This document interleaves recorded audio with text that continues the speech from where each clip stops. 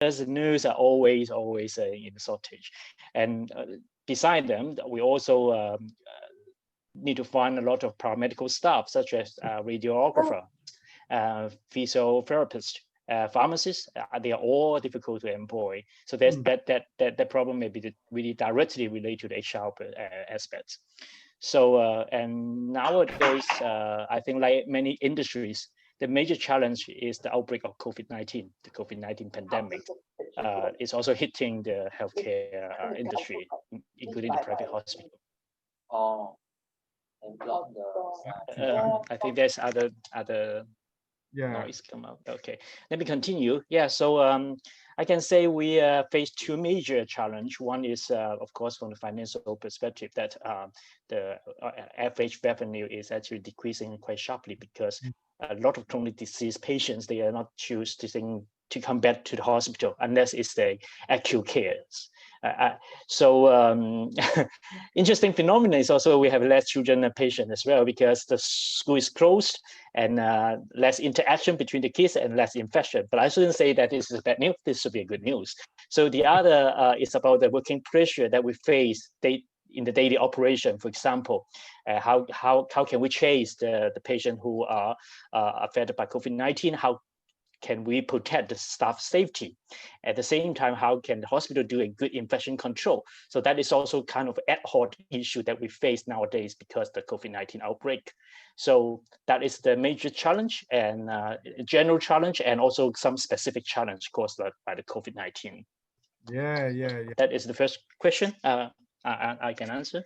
Yeah, thank you, Andrew. I could summarize that the business challenge to your industry right now, but is that the quality of the service, shortage of staff, especially the professional specialty, right? Yeah, and also you are a private hospital, then financial pressure, right? Yep. Yeah, but all in all, it could be also a common issues for across different industry. Yeah, so your discussion today would be also very, very meaningful to all industry here. So let me turn to Asif. Asif, good morning. Thank you. Wake up early. You are early bird, so it is not a problem to you. And could you share your organization and industry a bit, and let us know the challenges you are facing?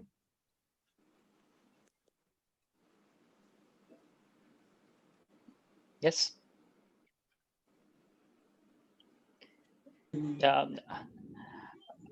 Asif, I think your microphone is mute. Yeah. Hi, Foster. Hi. Hello. Hi. Hi, Asif. Good. Yeah, we could hear you. Okay, great. Well, lovely. Thank you very much for that. Good morning, everyone, and good afternoon or good evening, whichever time zone you happen to be in.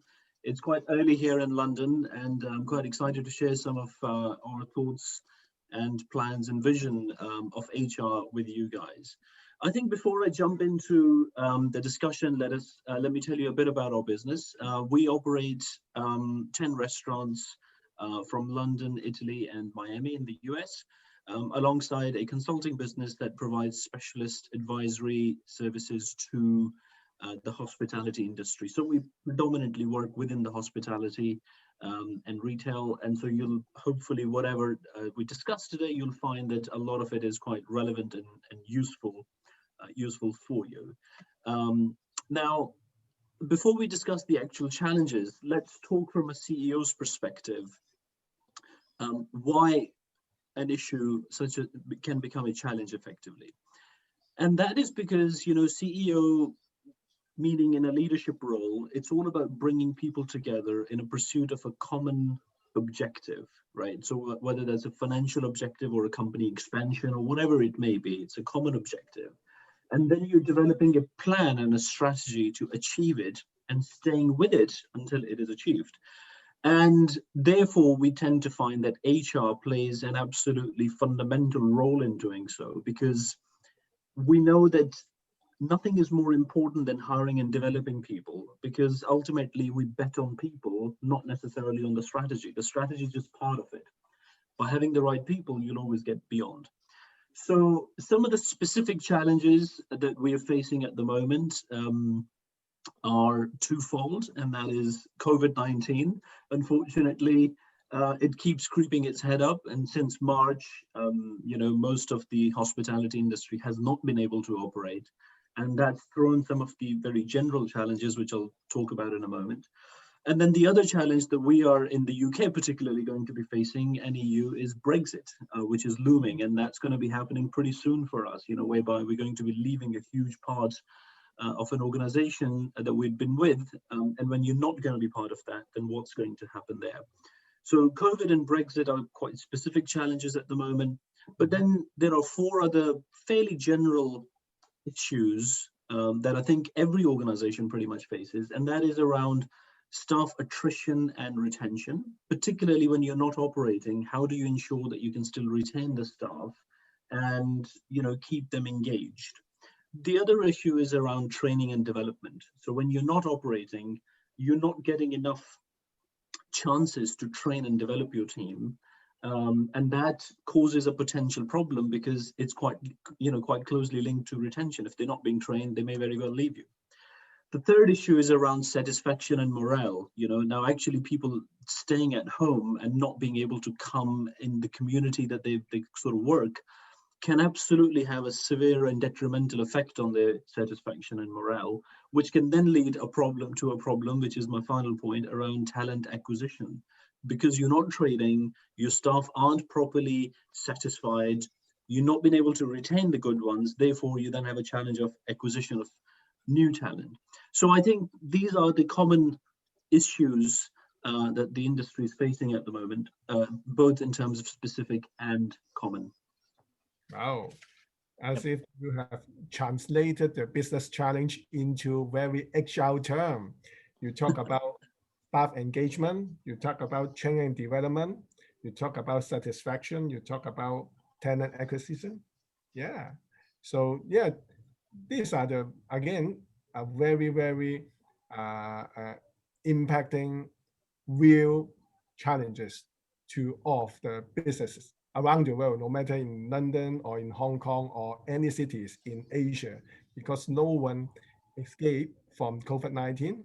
And as if talk about Brexit, so I would term it to be a political. And as you all know, many cities in Asia experiencing kind of political issues. So yeah, these factors, these challenges are all around. So then my question to Andrew and Asif is, so what do you expect a good HR to cope with these challenges together with you? What do you expect HR to do for you? Maybe I ask Andrew to start first. Yeah, I would like to use a more a general term called a business partner. And I think that a good HR manager, should be at the same time as a good business partner to the management as well as to the company. And here you can try to imagine what will a business partner do.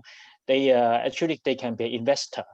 So instead of capital investment, actually HRM need to invest on people. I think Asif just mentioned that talent acquisition, this is also very important investment, training, whatever. These are all about investing on the people.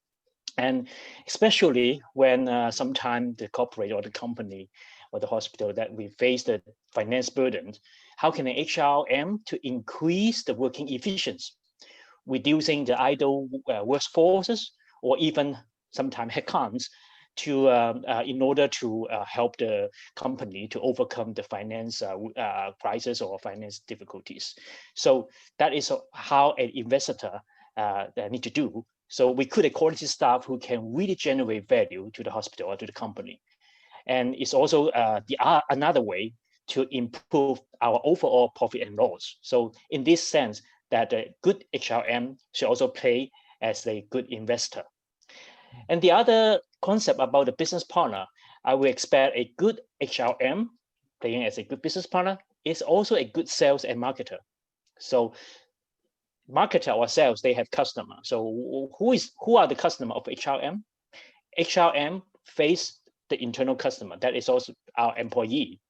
So how to promote the hospital's values, good culture to the staff so that they are really buy in and engage the staff, satisfy the staff, and try to let them to deliver excellent services to the external customer. So that is also, as a business partner, need to do. So he or she, the HRM, need to also play as a good sales and good marketer. But instead of marketing a product or services, they are marketing towards our employee, marketing the cultural value, vision of the company to our employee, engage them and try to motivate them to deliver excellent service to our external customer.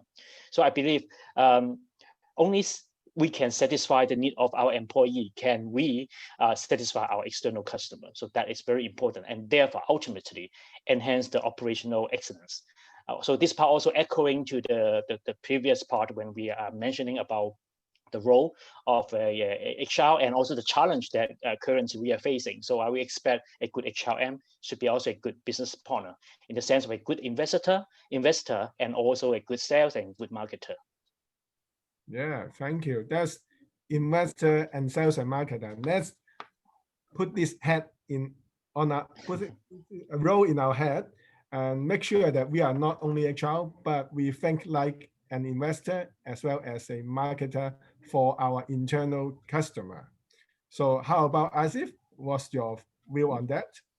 Yeah, thank you very much, Andrew. I thought that was very well put. I'd always thought that we should be defining HR. I think the word HR should be used less and less. I think what's more important is to use the word HRM, which is about management of resources.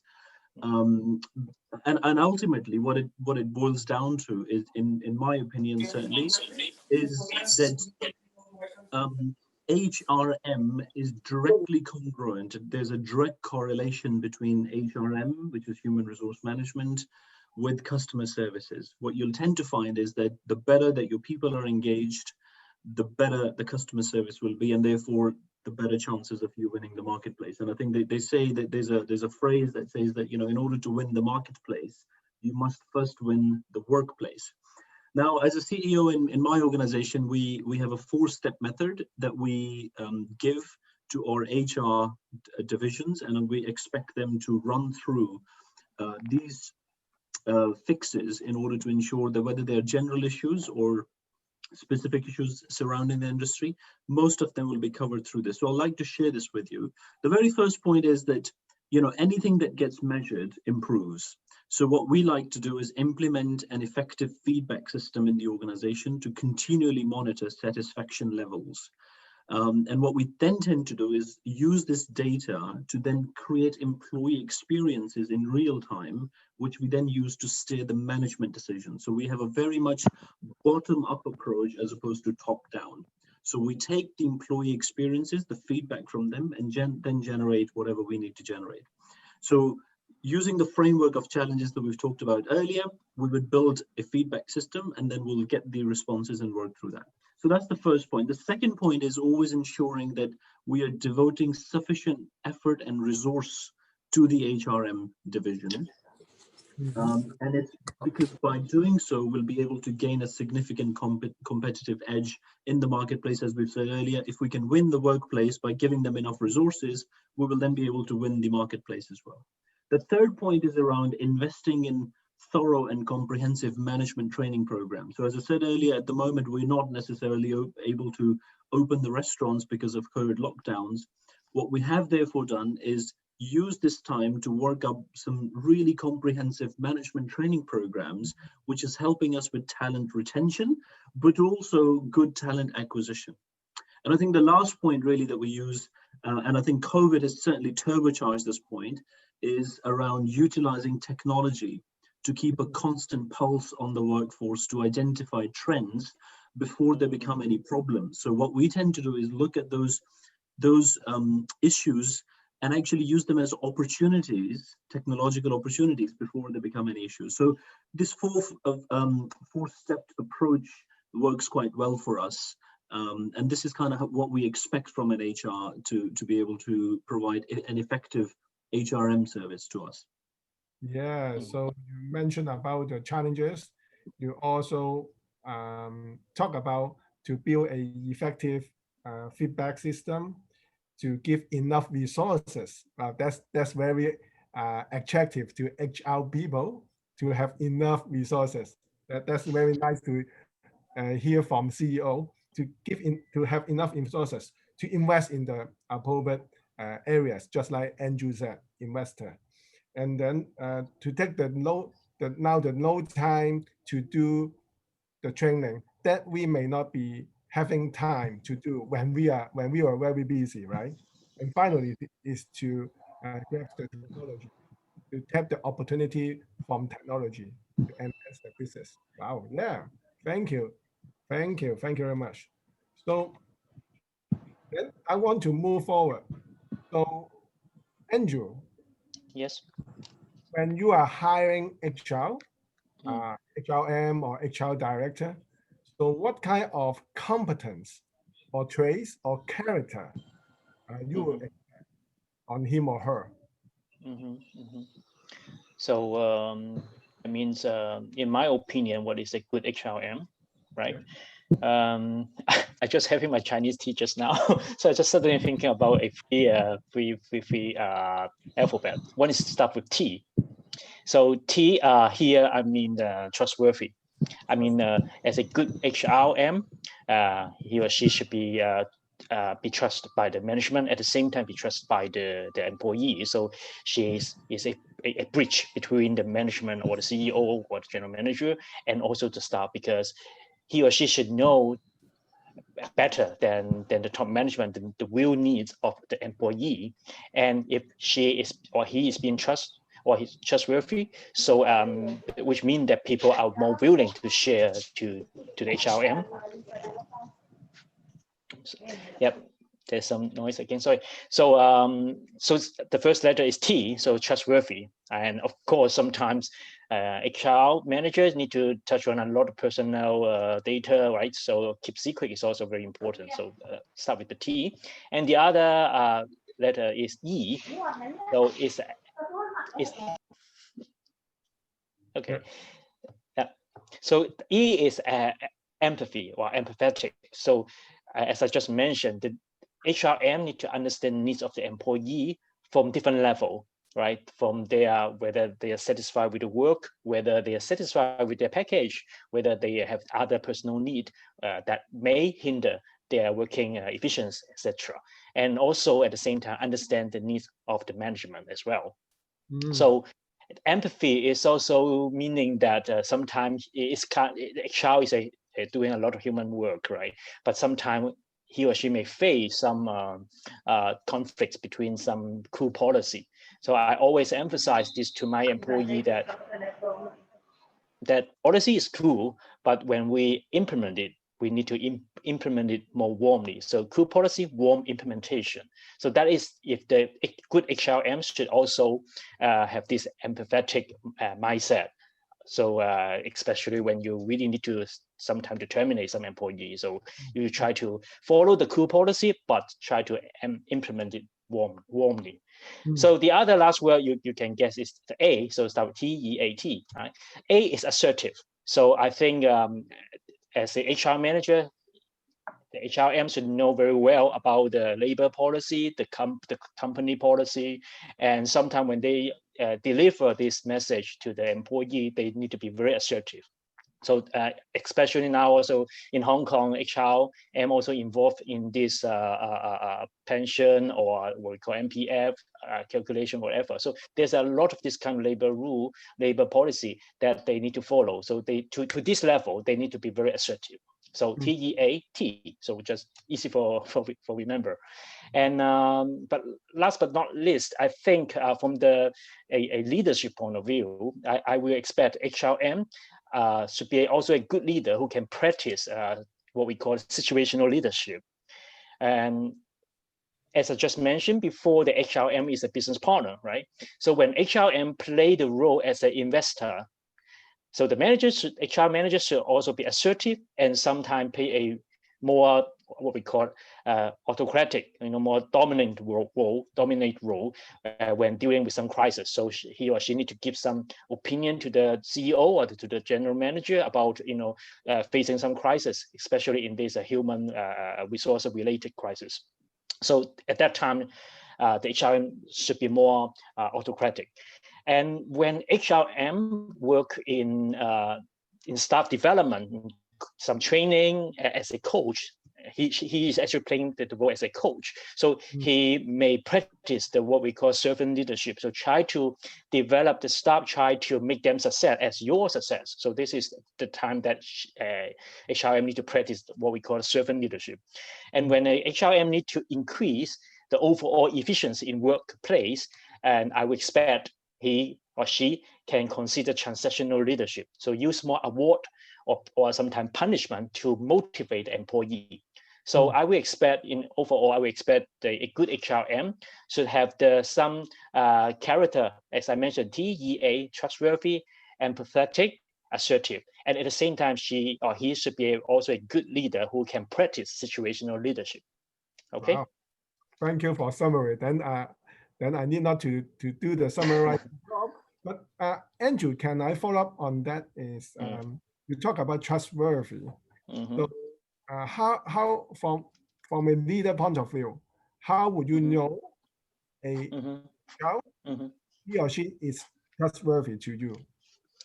I think there is a two aspects, right? Trustworthy. Of course, when we employ a good when we employ HRM, we need to study also their track record, right? Whether if they are good, of course, they will have some reference letter. That is something to easily evaluate. Another trustworthy, I will say that because HRM is sometimes playing as like an ambassador of the company towards the employee. So he or she should also be very understand the company's vision and mission, and really buy in the concept. And sometimes I call it an institutional trust. So she or he should be also playing the role as the ambassador who represent the institutes. So when an employee will trust him or her, because they are actually representing the institute, and they are the representative of the institute, being trusted by the management. So number one is she or he should be trusted by the management, and at the same time trusted by the employee. And that is easily to tell. And one of very practical issue is whether they are a good secret keeper. Because good manager also they won't like gossip. They are not very talkative, but they really an active listener. So that is also some, you can say, character of a good HRM. Okay, thank you. Thank you for the tips. Having T, also have the situational leadership, be flexible, and then also to be the bridge between the management and also the staff. Yeah, that's the character, that's the competence that a good HR should have. So how about Asif? What's your point of view? Yeah, thanks, Foster. Andrew, I thought that was excellent, by the way. It's certainly the framework that you've given is really useful, I think, for attendees. Here in our organization, we again look for a 5-step formula. Our point often is that, when we break things into 3 or 4 or 5-point framework, it makes it easy for not only the recipient, but also for us to measure them correctly. So often the competencies that we're looking at are around vision and leadership. That for us is the most fundamental point, because if we don't have the HR teams buy into our vision, actually nothing is going to get delivered, right? So it's very essential that we have that. And so basically, we know what we want to accomplish, and then we want the HR to work with us as a partner to deliver that and carry it through, ensuring that we are using company values and company ethics correctly. I often give the example, which everybody laughs at, is like a company with clear vision but no ethics is sort of like a bodybuilder who eats junk food. It just doesn't work. So the first point is vision and leadership, right? The second point is around teamwork. Now this is vitally important, particularly in the wake of the COVID-19. COVID's taught us that these days you do not have to be in a city, you have to be in the right time zone. And so if that's the case, the teams have become very diverse, more dispersed, more digital, therefore more dynamic. And as a result of all of that, the collaboration has become more complex. So what we need to be able to do is we expect the HR to be able to overcome these obstacles to create a more harmonious and efficient working relationship despite everything. So that was the second point. The third one, perhaps the most important, is commercial awareness, right? So staying up to date with the industry and the business in general, and we expect them, this also includes marketing trends, customer demographics, technical advances, and successes and failures of our competitors, so we can learn the good things that the competitors are doing, but also the bad things that they're doing, so that we don't have to make those mistakes. So that was my third point. The fourth is around the adaptability skills. So the business world is changing every single day, and these days it is just changing at such a rapid pace that you make a policy today and then tomorrow you may have to change it. And so HR has to be very adaptive, very, they need to be able to move very, very quickly. And I think the last point is around relationship building. Ultimately, the whole business acumen is built around relationships. People buy from you because of a relationship. People sell to you because of a relationship. And so therefore, if HR can build all of these qualities into them, then that's a great thing. So just to reiterate those, the first is vision and leadership. The second is around teamwork. The third is around commercial awareness. The fourth is adaptability skills. And the fifth is relationship building skills. Thank you very much. Again, you have summarized what you have said. To me, I feel that after listening to Andrew and Asif, we all have a very good preparation if we go to see our potential new boss. If we are looking for jobs, and usually the boss will ask us, what can I expect on you? How can you tell me that you are good enough? Then I think we all of you here, after listening to the section here, we know what CEO are we looking for. Thank you very much. And then finally, the final question is, how would you, Andrew, how would you know that your HR is performing well right now? How will you know an HR is performing good, well right now? Okay, I think I just in my mind just come out a word that called staff engagement. So I think Ashi also mentioned this word before. I think staff engagement is one of the very key criteria, or you can say a measure that can tell whether the HR is doing a good job or not. But of course, staff engagement should start from the top management and down to everyone. But HR do play a very important role in the staff engagement. So maybe I change another word to say that how can we measure there's a good staff engagement? So that can be a more practical measure that we can tell whether the engagement is doing good or not. Because sometimes the word engagement is a little bit weak and abstract. So I would say that if I can observe that the staff think they are well recognized by their supervisor, that is one of the phenomenon, or one of the hints that the staff are well engaged. And sometimes can be very easy to tell whether they're working happily. I remember that when I joined the hospital, I told my staff that I don't have a big theory in managing the company. I only have one word, is that everyone work happily. But it seems very simple, but actually very, very difficult, because there's a lot of conflict even inside the company. Between different departments, they also have different conflicts.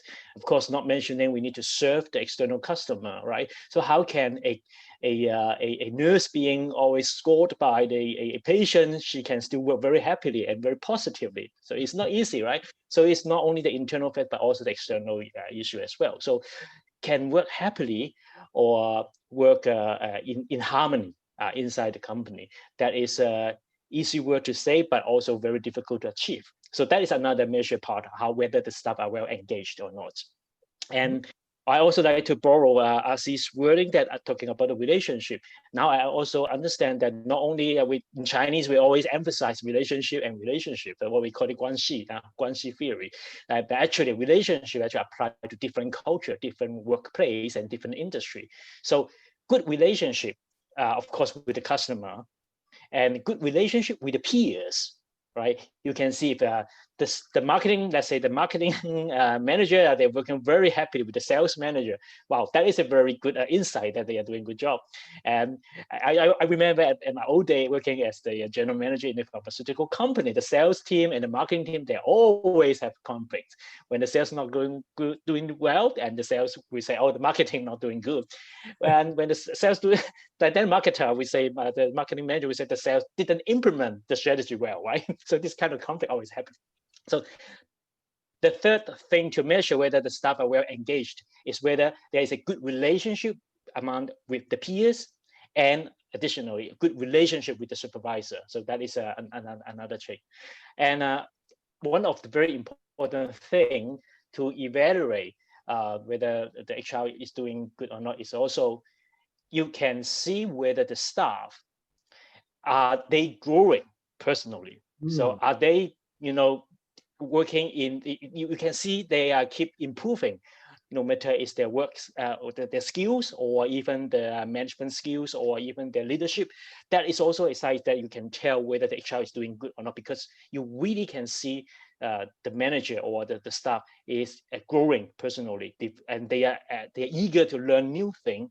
They even sometimes want to take a calculated risk. That is also a sign that because this organization are they doing very well, because the HR is doing very well, or the CEO is leading very well, because the staff they are giving us the value, and they also even don't mind to take some calculated risk. And only you see this kind of momentum, you know that the company is improving, and the HR definitely is doing a good job. So that is I want to emphasize. Also the concept of growing a learning organization concept. So you see a company or organization, they keep learning. I think this is a very good sign that telling that the HR or even the CEO is doing a good job. So and last word I also need to add is that a good balance between work and life. So work-life balance is also, if you see that the company or corporation, everyone is very satisfied with their work-life balance, then it's also a very good phenomenon.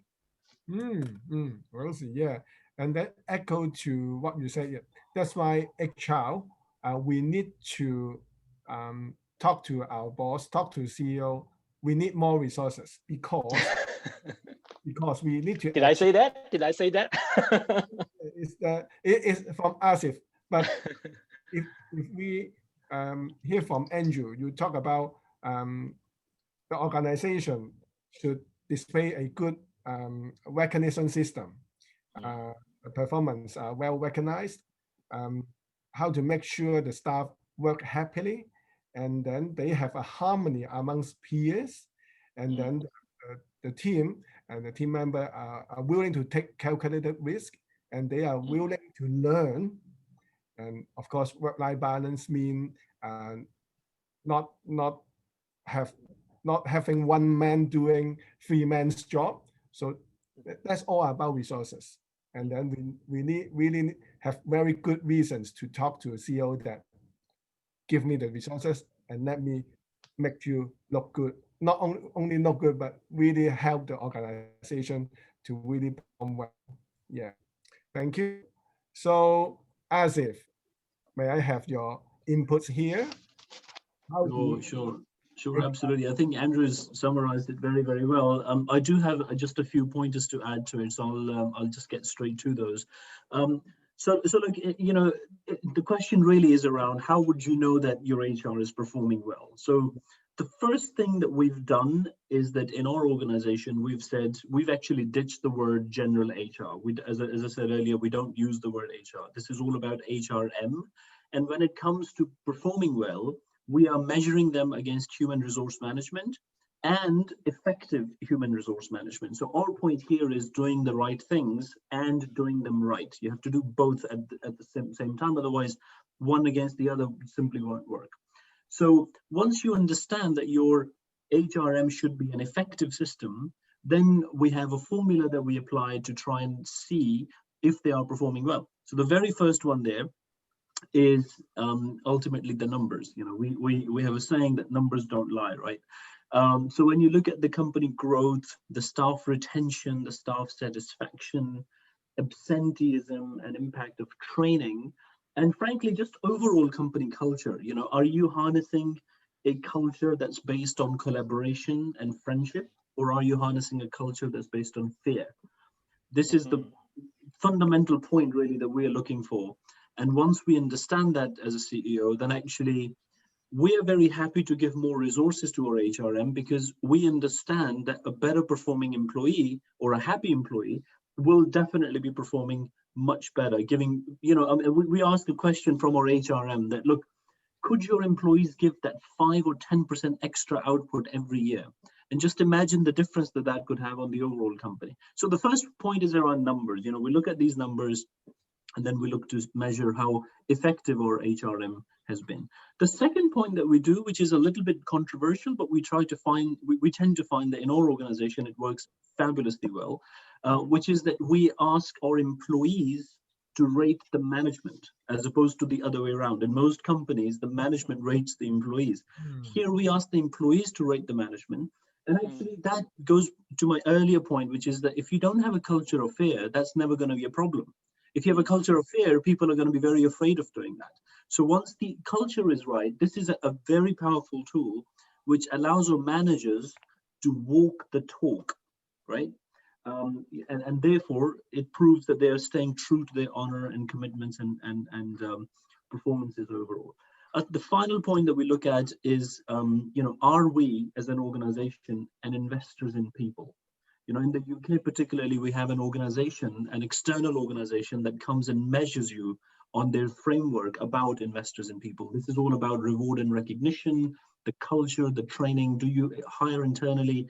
These are all the things that we expect our HR to be following, and therefore we measure them on this. You know, we tend to celebrate, you know, our colleagues' birthdays together. You know, every month we have a cake or two, you know, however many birthdays fall into it. We remember their anniversaries. You know, we take them on team day outs. We remember what best shows they like or movies they like, and therefore we send them tickets and so on sometimes. What it does is it creates this incredible family-like feel.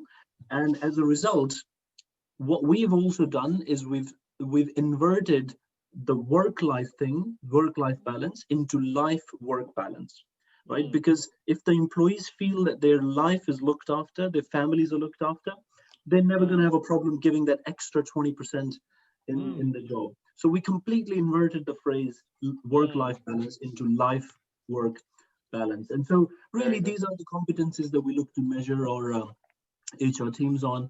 You know, and ultimately, the bottom line here is that you cannot spell a hero without HR, right? So if you're trying to create heroes, then that's what you have to do. You know, your HR has to be right at the forefront of this.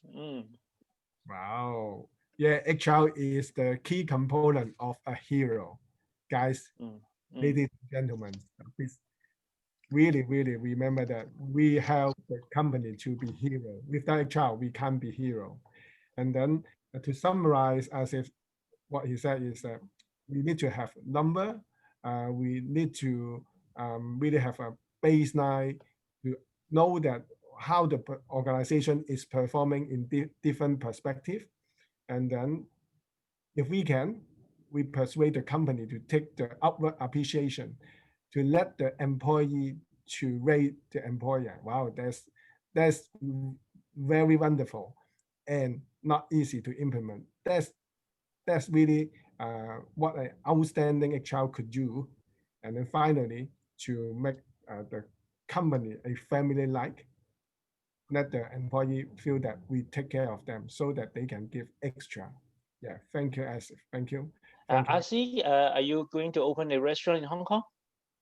Well, we do aim to, yes. That is definitely the plan. We did come to Hong Kong a couple of years ago, some research, but yeah, hopefully next year we are coming, and Hong Kong is definitely on the cards. Cool. Yeah, and Andrew, with your leadership, I think you can expand to either the UK. Yeah, you're very welcome. Yeah. So we are going to open the floor to the audience. But before that, let me invite Andrew and Asif. We have talked a lot of different bunch of stuff here. So before we open the floor, so I would like you to give single message that for the members to take home.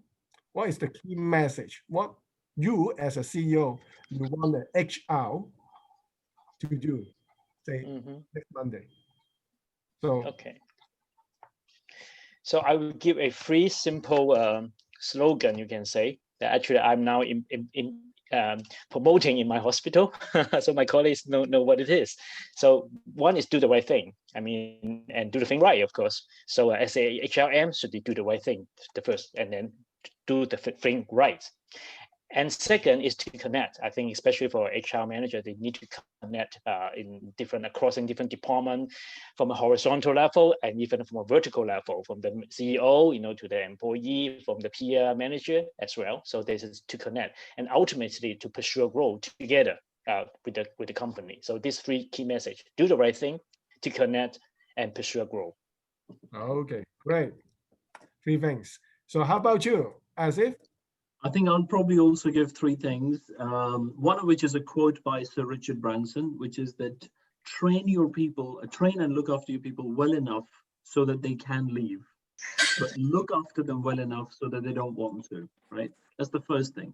Second point is around be an investors in people type of an organization. So as an HRM, invest in your people, because I assure you they will carry the whole organization through.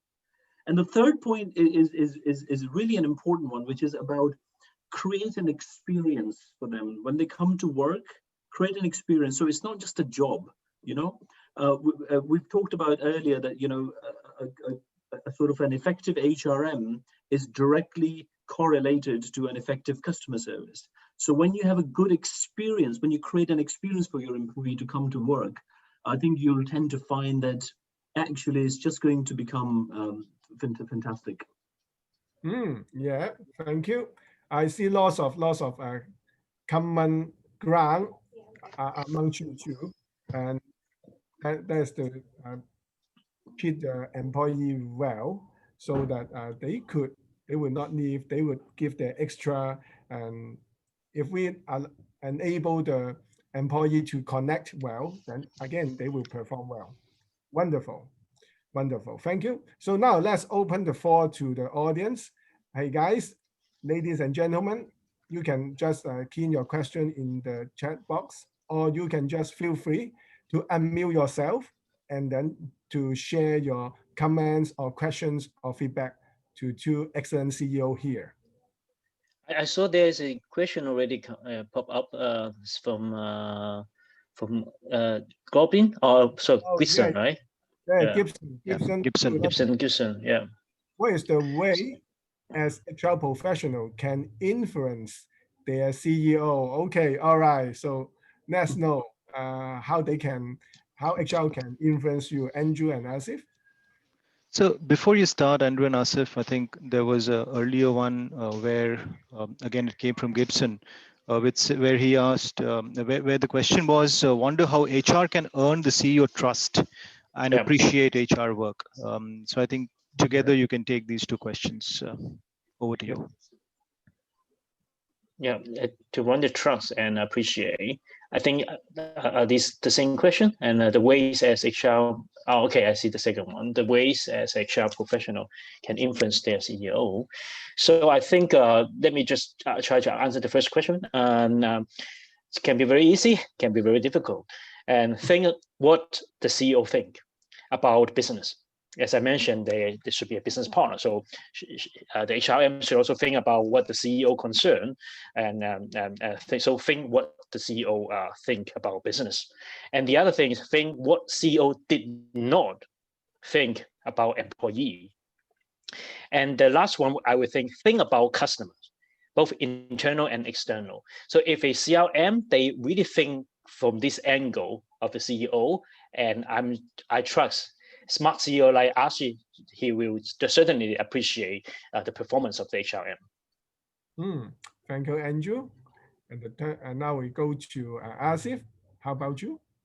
Yeah, look, I mean, and I think I started off the whole thing by saying that ultimately, as a CEO, you come up with an objective, or as a board together, you come up with an objective, and you want the whole team to work with you to deliver that objective.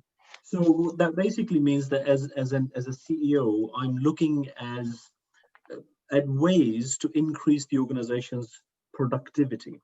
So if HR is coming to me with fantastic, creative, and innovative ideas and approaches to try and increase the organization's productivity, I'll be all ears. They can absolutely influence my decisions. They can have more resources, and they can certainly earn my trust by providing me with those fantastic, clever, innovative ideas in order to increase the organization's productivity, really. That's the key for me. Innovation. Yeah, and also Andrew think about something that a CEO have not thought about. So it's something really out of the traditional box, right? Great. All right. Members here, so any question? And if you want a direct dialogue with the two CEOs, feel free. Yeah, so we have one more question, Foster, I think it's from Mr. Tapsir. He says, should HR come up with customized training modules for the C-suite or the top management? How can, how should the top management then react in that case? Wow, that's a very practical question. So now may I ask Asif to share your feedback on this? Sure. I mean, I think, to be honest with you, in our organization, as I said earlier, you may have seen there's a common thread to the whole debate that I was having, which is around creating a culture of collaboration. Whenever we have training programs and training modules, even if it's for our sales team or tactical team or the front-facing team, as a CEO, I still like to go and attend them, because one of the best ways of understanding what the team is going through is to sit at their level and understand what they go through when they go through these training. So actually, I would love, I mean, in our organization, and certainly I'm the type of CEO who just likes to learn more. And so I would love for HR to actually come and improve me better, because what you have to remember is that an organization is a living thing. It moves, it changes. And therefore, a CEO needs to change with it. And HR is that link that connects me with my people. And so they know best how people are moving. And therefore, if they feel that I need to move, then I think absolutely I'll be all ears. And I'll welcome their feedback and their training modules and programs. And certainly, as I said, this goes back to that culture thing. If you have a culture of collaboration, I don't think that your top management or CEO is going to react badly. I think, if anything, they should love it. Wow. Yeah. I totally agree. And because I really like a organization that is a learning organizational type. So this kind of culture, of course, we don't mind customized training module to the CEO.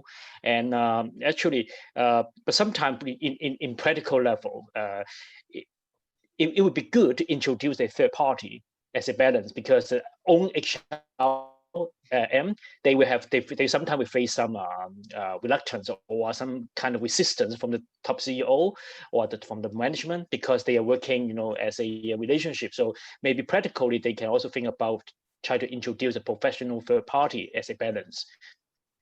That is a supplement what Ashi said. Yeah, I think that's why I, as a training consultant, receive from time to time requests from clients is to customize training to the senior management, and together with the CEO or C-suite, so that the aim is to have better communication, alignment, and then every time the result prove that this kind of workshop or facilitation would help. And then, as Asif said, it can help the senior management or the top management to be a better him or her. Yeah. All right. Any other? First, I think we have Sajidul Haq.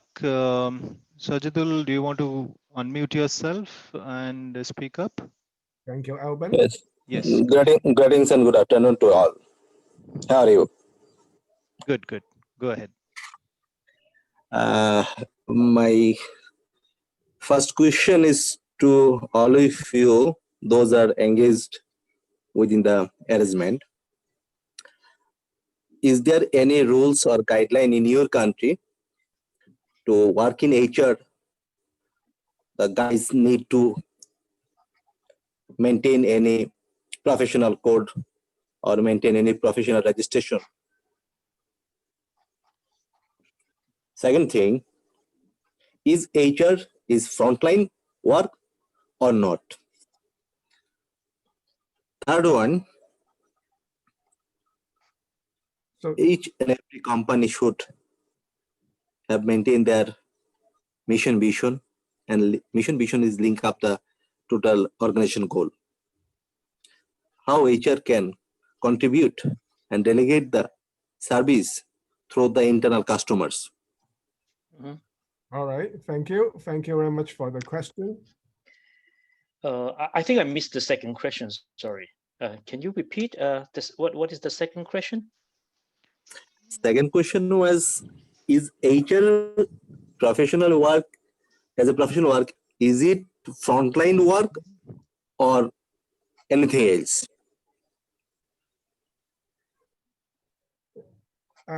What I heard from this is about to link up the vision, missions, and values. Yeah, that is the third one. That is the third one. Yeah, yeah. And the first one is what can HR maintain? Some requirement in the country that has some like a qualification requirement or maintain their professional status, something like that, right? The question. Yeah. But can I repeat my first question?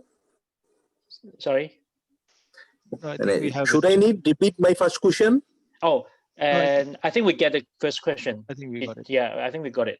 So I from my point of view, I can answer it because I'm coming from a healthcare industry. So in a hospital, that we always go through accreditation. All right. So there's some requirement of the HRM that he or she need to meet certain kind of qualification and also some knowledge about how to manage a hospital, because you can also imagine there's also a lot of this kind of patient record, patient data that HR and it means sometimes need to pay attention to. So from Hong Kong, you can say most of the private hospital we also receive the accreditation.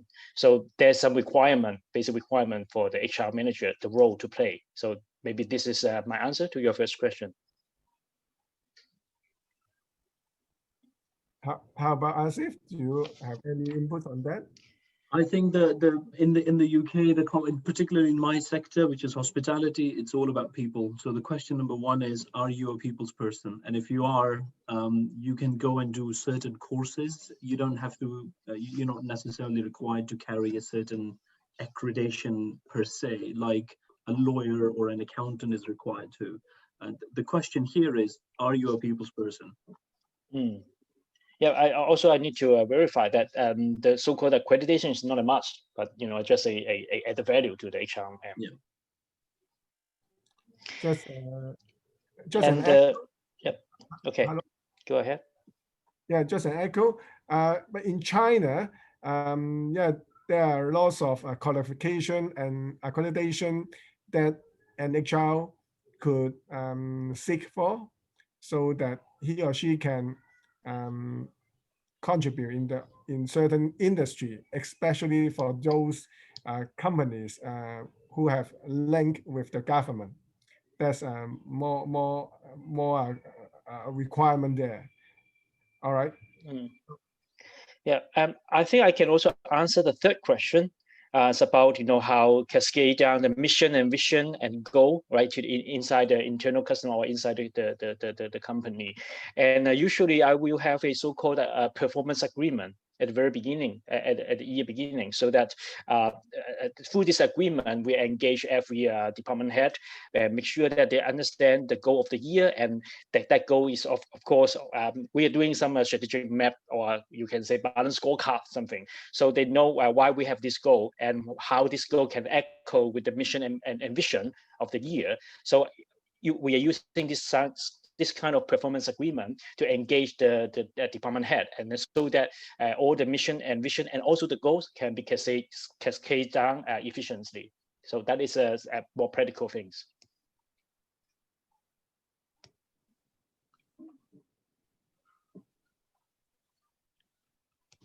Foster, I think your mic's mute. Foster, I think you're on mute. Yes, could you unmute yourself? Unmute, yeah. So Asif, do you want to give your... Yeah, I think Andrew summarized that very well. I'll just probably add on to say that I think having a bottom-up approach that we talked about earlier in the debate is quite essential. So if you have a bottom-up debate, what you'll tend to find is that the managers from each of the department could sit with you in order to define the mission and the vision of the company, and actually be massaging it as it changes, over the years, as we've already talked about, that it's a living organization and it will change. You will find that, as you expand. We certainly saw that when we were in London, it was one thing, and when we went Italy-wide, it was one thing, and now that we are operating from 3 different continents, it's a different thing that we had to sort of adapt. And it's been wonderful to be able to work as a bottom-up approach to get the input from our managers, and in order to define that. Once that's done, the delegation of it to the customer services and all the other departments is actually not a problem, because they get it, and it's their buy-in that we seek. It's really when you're just pushing something on them as a top-down approach, you then have to work a lot harder to get their buy-in. But either way, once you get HR's buy-in into your program, I think that you'll find that actually will be quite easy. Yeah, so because of the time, I think this is the last question to discuss in this Q&A section. It's from Rita, the founder of AsiaHRM. It's a bottom-up question.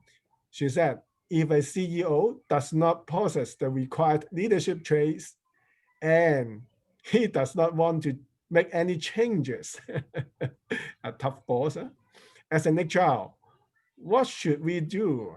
The boss does not want to change, and he or she is not perceived to be a good boss, does not have the required leadership traits. What would HR should do? So yeah, anyone want to give a final remarks on that? Sorry, could you repeat the question for me? Yeah. All right. It's also in the chat box. So Rita asks, if a CEO does not possess the required leadership traits and he does not want to make any changes as an HR, what should we do? Right. I think we are all qualified as CEO and general manager, so we don't have this problem. I say that. In fact, I think we would love to work with you, right? So that is a very difficult question, actually, because I never come across such a situation. Any hints from Ashi? Well, look, I mean, I think ultimately, as long as HR is an independent division within the company, and it must be, because that is fundamental in ensuring that the organization is carried through, I think they should be able to raise their concerns. And, certainly they have to be objective. And if their objectivity tells them that the CEO is wrong, then I think they need to be able to say that. I think here in the UK, we have a proper framework whereby it's CEO, whilst he's the voice of the thing, there's also a board structure. And, HR are very, very open to put their concerns to the board if CEO is not willing to listen. Because ultimately, you may be a CEO, but the role HR is hired to look after the company's interests, not just the CEO's interests. So I think that's probably what I would be doing. Yeah. I think I will add one more point. And as a good HRM, I mean, as I just mentioned, you need to also have a very good understanding ability that you try to, sometimes we need to listen to the CEO. Yeah, when he or she reject or refuse to change, there must be some reason, right? So I think instead of giving you a very concrete answer, I think one of the things we will ask ourselves, are we a qualified HRM? How can we deal with this difficult situation? Are we doing a good enough listening and understand the perspective from a CEO?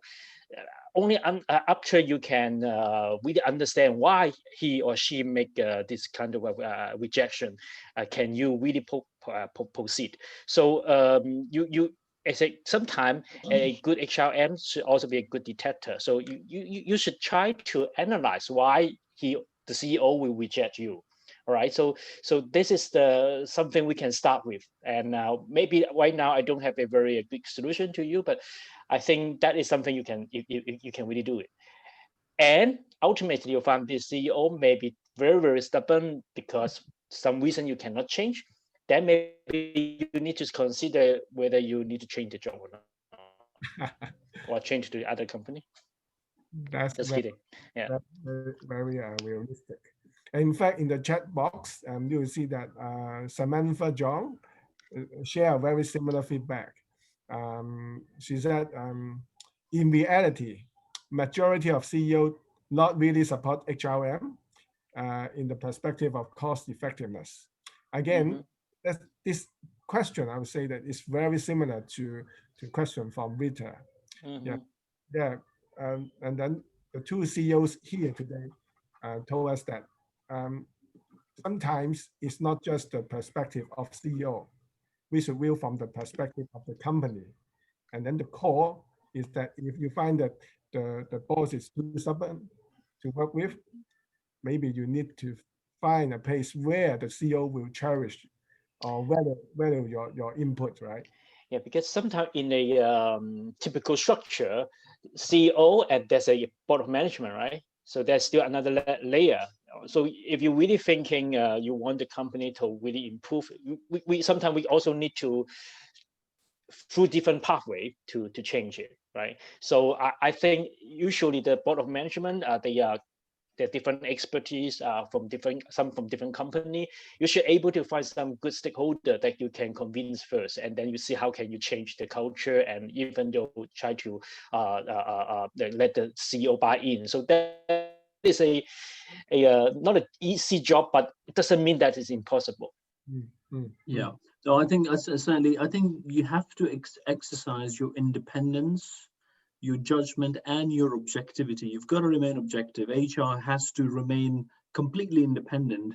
And in order to do so, this is, you have to exercise your objectivity. And then if you find that CEO is the top layer because he may be the owner, then certainly look to change job. But as I said earlier, in most organizations, you'll find there's a board structure, and you have to be able to put your concerns to the board. You're looking out for the company's interests at the end of the day. Yeah. Thank you very much. Now the time is 4:13. We overrun a little bit, but the feedback from the audience, the questions are there, so we need time to answer. So thank you very much. And even Andrew is from Hong Kong, from China, and Asif is in London. I really find that they share really a lot, even though I feel that the style are not the same, but today's the sharing is really, I would say, complement to each other and help us to be a more effective and outstanding HR. So once again, thank you very much for your time, and to the audience, stay tuned to our next monthly sharing section. And now we have to say good. Thank you, Andrew. Thank you, Asif. And thank you. Thanks for having us.